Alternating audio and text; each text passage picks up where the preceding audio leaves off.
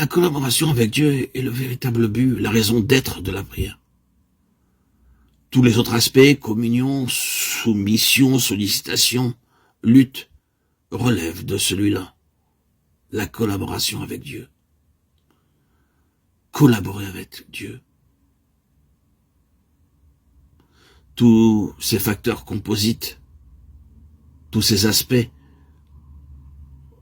soumission, communion, sollicitation et lutte, s'ajustent les uns aux autres et assurent à l'ensemble un fonctionnement normal aussitôt que nous reconnaissons que la prière est une collaboration avec Dieu. Nous sommes les associés de Dieu. Nous trouverons nous-mêmes dans des dispositions propices à la prière qu'en prenant nettement position dans ce sens-là.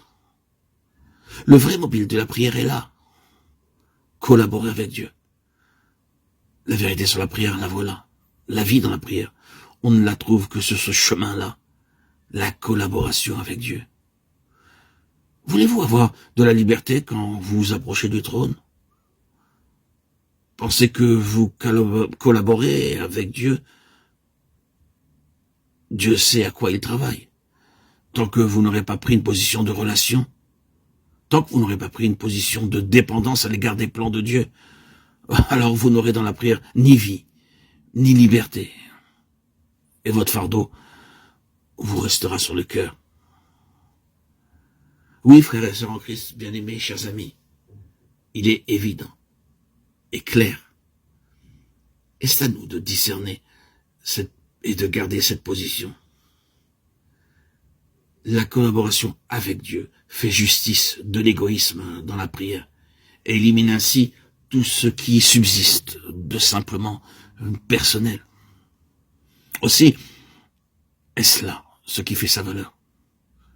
Il s'ensuit bien sûr que la prière, entendue de cette façon, nous fait alors participer activement au plan divin, à la méthode divine, à l'heure divine, à l'esprit divin. C'est-à-dire, si j'ose ainsi m'exprimer, à l'état d'esprit que suppose une activité divine. Chacune de ces choses est importante en soi.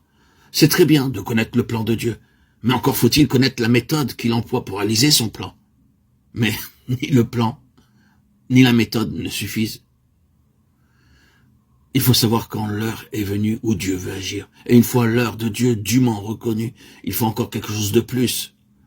Ce n'est pas tout d'avoir part à l'exécution des actes de Dieu.